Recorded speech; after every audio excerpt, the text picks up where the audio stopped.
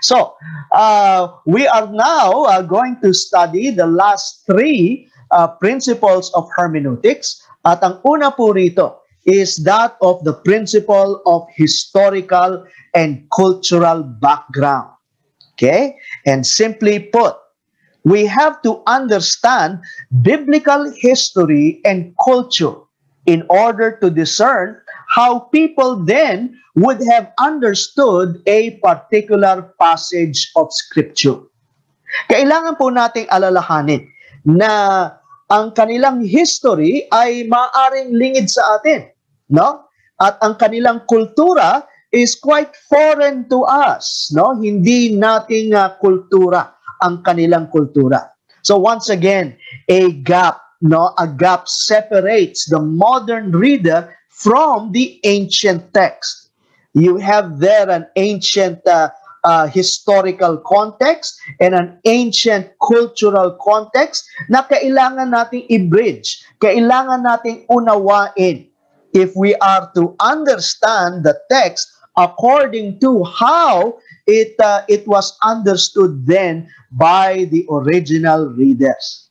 So, minsan na kailangan po nating pumunta sa ibang portions of Scripture because the Bible itself provides us with the historical and cultural context, no, ng ating passage na binabasa. There are times naman na tayo ay pupunta sa ibang mga aklat tulad ng mga historical books o mga commentaries, no, na siyang magbibigay sa atin ng historical and cultural background of a particular passage of Scripture para mas lalong lumawak ang ating understanding doon sa teksto na ating binabasa. Let me just give you a number of questions, no, that is related to history and culture. For instance, I am sure you know of the story of the visit of the Magi in Matthew chapter 2. You know? So here's a simple question. Ano ba yung Magi? What is that? You may want to research on that, no? Yung ibig sabihin nitong term na Magi and what are they, no? Ano ba yung historical background nito? Maaring mas maunawaan natin, no, itong storya dito sa Matthew chapter 2 when we understand itong ibig sabihin ng Magi. For instance, nung bumisita ang Magi, naguluhan ang buong Jerusalem. It says there in Matthew chapter 2 that Herod and the whole of Jerusalem were disturbed. Bakit? Well, hindi sila madi-disturb kung hindi mahalaga, no? O itong mga tao na ito hindi importante. That means to say they are quite high-ranking, no? Itong mga Magi na ito. Mukhang meron silang clout o meron silang power, you know? Political authority, maybe. Ayokong pangunahan kayo, no? Pero you may want to research on that para mas lalong lumawak ang ating pangunawa dito. How about this? Quite familiar, no? Itong Samaritan kapag binabasa po natin ang mga Gospels. But have you ever researched on this? Ano ba yung Samaritan? Now, sometimes what comes to mind, no, is the parable of the Good Samaritan. At we would often jump to the conclusion na, itong Samaritan na ito, mga mababait na tao. Kaya gustong-gusto sila ng mga tao. Is that so? Ang Samaritano ba? And for instance, ang typical Jew, magkasundo ba sila? Why or why not? Kind of research on that. In fact, mas mabubuo ang ating understanding doon sa doon sa parable of the Good Samaritan kapag nakita natin kung ano yung relasyon o ano yung pakikitungo ng mga Hudyo sa mga Samaritano. How does a typical Jew relate to Samaritans? You know? So that's something that we have to understand para maging accurate ang ating understanding ng ilang mga passages tulad ng the parable of the Good Samaritan. How about this? Pharisee. Pharisee. Ang biro nga they are far, you see. What is a Pharisee? Okay? Some of us, may come to the conclusion that these are religious leaders. Fine. Pero what are their beliefs? At ano ang pagkakaiba nila sa mga Sadducees? So, how do they relate to each other? At bakit sila nagsama? Pagdating kay Jesus Christ, they were working together against Jesus Christ. Siguro sa inyong research, makikita nyo na itong dalawang sekta na ito hindi masyadong nagsasama. Dahil yung kanilang mga paniniwala ay taliwas sa isa't isa. How about this? What is a synagogue? And how come we see them in the Gospels, itong synagogue na ito, which is more like an institution, pero hindi natin nakikita sa lumang tipan. Bakit kaya? Again, when we are reading a biblical passage and we come across these terms, tulad ng ating nasabi, maganda i-highlight natin. And strive to just read something about these words, these terms, Maaring meron silang cultural or historical context, May background dito na siyang makakatulong sa ating pangunawa. Whether it would help us to be more precise in our understanding, or it would grant us a wider or a greater understanding of the text.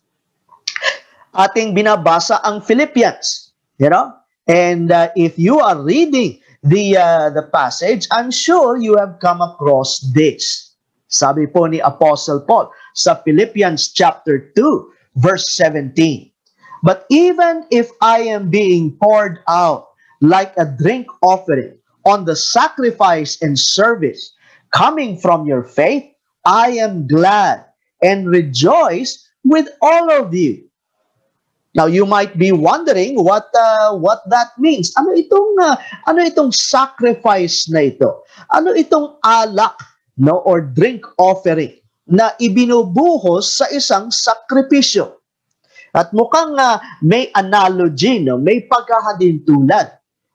Kumbaga yung sacrifice, yun yung serbisyo, yung paghihirap na inaalay ng mga Philippian believers sa ating Panginoon.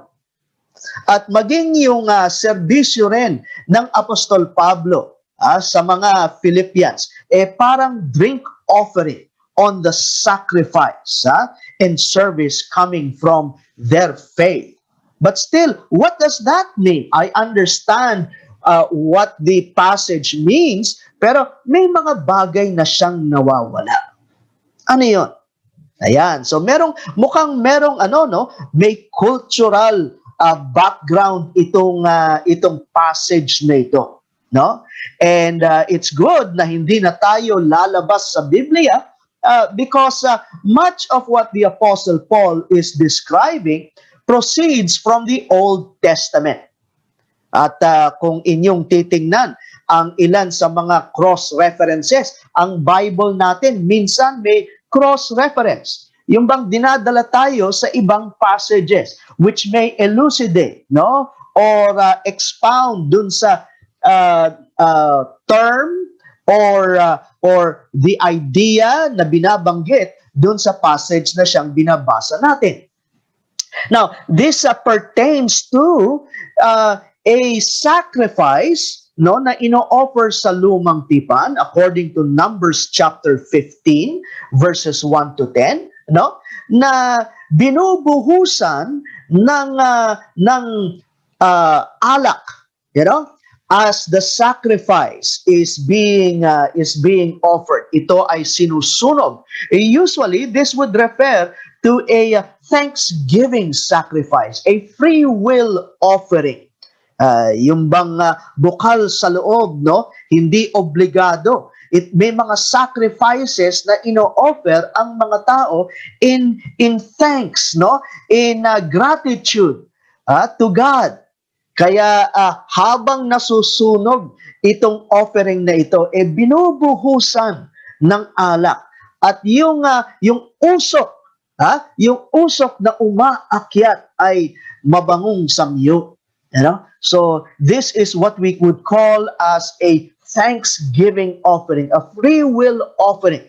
At hinahandog po ito bilang pasasalamat sa ating Panginoon. Now, how does that relate to what the Apostle Paul is saying? Ang sinasabi niya, yung serbisyo niya at yung paglilingkod din ng mga mananampalataya doon sa Philippi ay thanksgiving, free will offering unto the Lord. Bagamat may kalakip na mga paghihirap, may persecution involved, no? May loss, may sacrifices, Yet, notice here, sabi ni Apostle Paul, I am glad and rejoice with all of you. You know, it's not a bitter or a burdensome sacrifice, but the sacrifice that we as believers are making, you know, are a sacrifice of thanksgiving to God, who has granted us the privilege of serving Him. So, dun sa imagery, kapag inuunawa natin ang background po nito, mas nauunawaan po natin kung anong sinasabi ng passage of Scripture. Right? How about this? No? Here's a passage of Scripture na sa unang tingin parang, you know, it's simply stated as a matter of fact. No? Sa John chapter 4 verses 3 to 4. Allow me to read that. Sabi po dyan, when the Lord learned of this, He left Judea and went back once more to Galilee. Now, He had to go through Samaria. And when we read that, well, ho-hum. Di ba? Parang humihikab pa tayo. What is in that statement? It was just stated na galing si Lord, no, ang Panginoong Jesus dun sa Judea. And if you would get a map, yan po ay nasa sa southern portion, no? Yan yung region of Judea, you know? At papunta siya dun sa Galilee. Ayan, no? And syempre, the shortest route, di ba? Would be a straight line. At kapag tinahak mo yung straight line, dadaan ka sa Samaria. So, mukhang bakit pa binanggit ni Juan that Jesus had to go through Samaria? Yan yung logical way, di ba? Na pagdaan papunta sa Galilee. But we have to understand, no, yung animosity ng mga Hudyo at ng mga Samaritano, no? No good Jew would be caught dead in Samaria. Ika nga, no? Hindi sila mahuhuling patay diyan, no? Yan mga kalaban, yan mga kagalit. Kaya hindi ganyan ang pagdaan papunta sa Galilee. There are a number of predominantly Jewish towns, no, and cities dyan sa region of Galilee. Pero hindi sila aapak typical Jew, hindi aapak sa Samaria. Pero ang daan po nila doon sa Transjordan Valley. Iikot pa sila ng malayo. You know? Pero si Jesus Christ, purposefully, nung umiinit sa south, alam niyang may mga religious leaders at mga tao na out to get him at hindi pa panahon, no, sa kanyang sacrifice. Umiwas muna siya doon sa gulo at bumalik doon sa Galilee.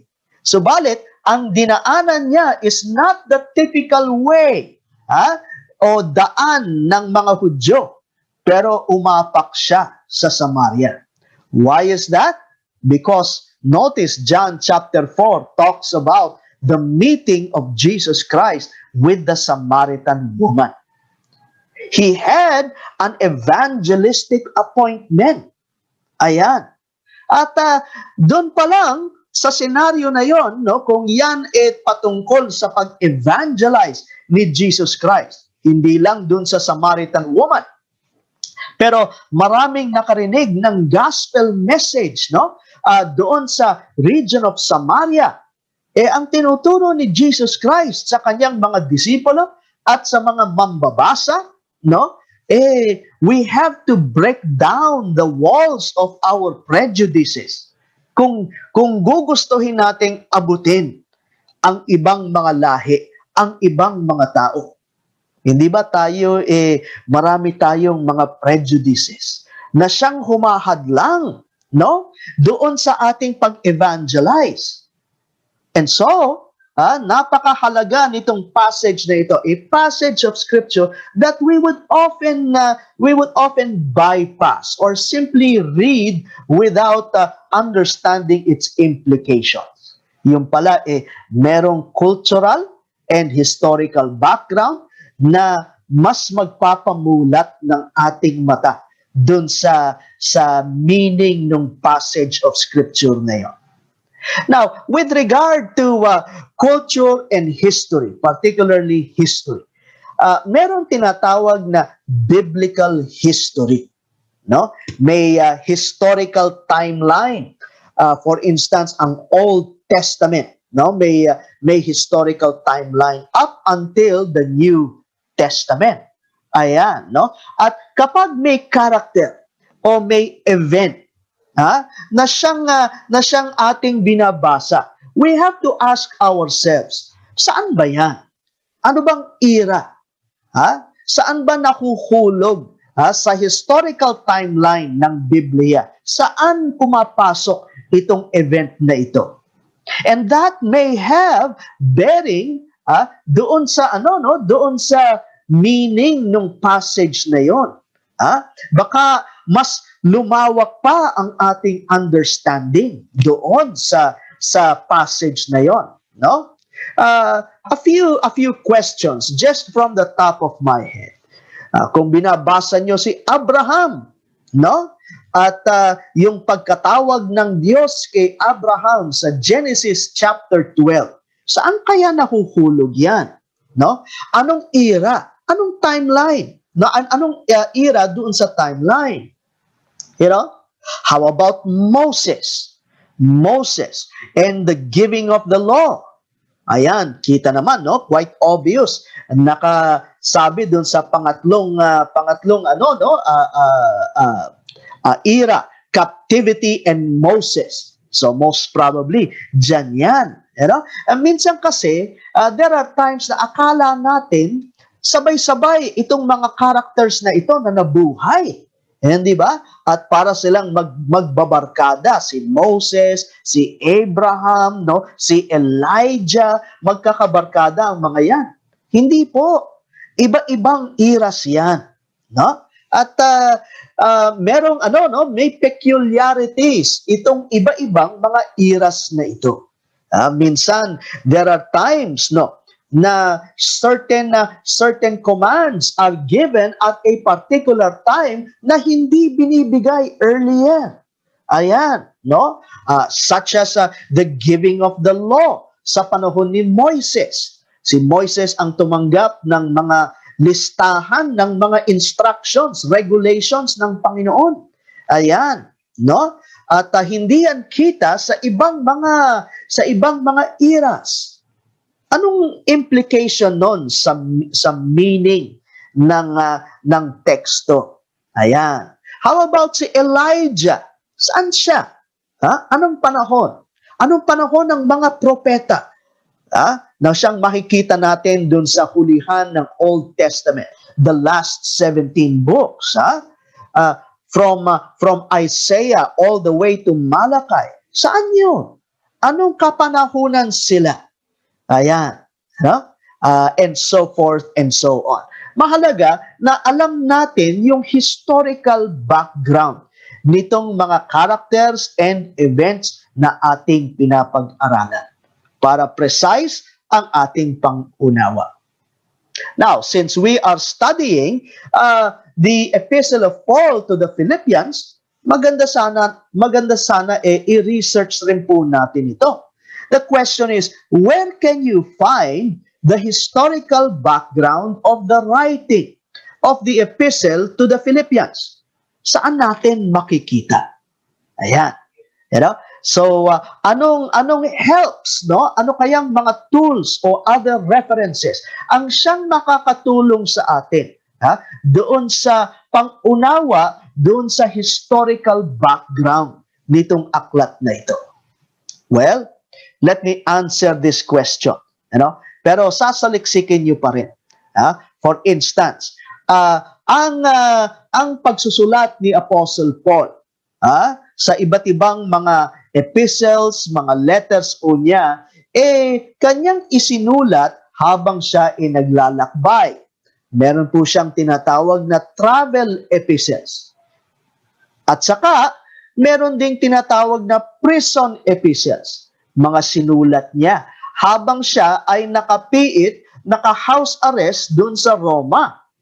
Yung first imprisonment niya, kung saan he was put there or brought to Rome in order to undergo trial. Doon siya sumulat ng 4 na sulat. Ayan. So, much of this is seen in the historical narrative of the book of Acts. Di ba? Kaya, kung gusto natin malaman ang background nitong mga epistles of the Apostle Paul, many of them are found in the book of Acts. So, yan yung sagot dito. Yung historical background, no, ng Epistle to the Philippians ay makikita sa book of Acts. Let me just give you some events, no? Yung pagtatanim ni Apostle Paul, no, ng iglesia o ng simbahan doon sa Philippi. Yon. Saan makikita yan sa book of Acts? How about yung kanyang pagsusulat? At medyo na-mention niya na siya ay in chains, no, for the gospel. Saan yung makikita? Ano yung relasyon ni Apostle Paul at saka nitong simbahan na ito? Again, much of that is seen in the book of Acts. Saan sa book of Acts? Well, it's up to you in order to do your research. I hope that I have spurred you or given you enough information para masaliksik itong mga iba-ibang information na ito. And this would enable us, to have a wider understanding nitong epistle na ito. For the next segment, titingnan naman natin yung susunod na dalawa.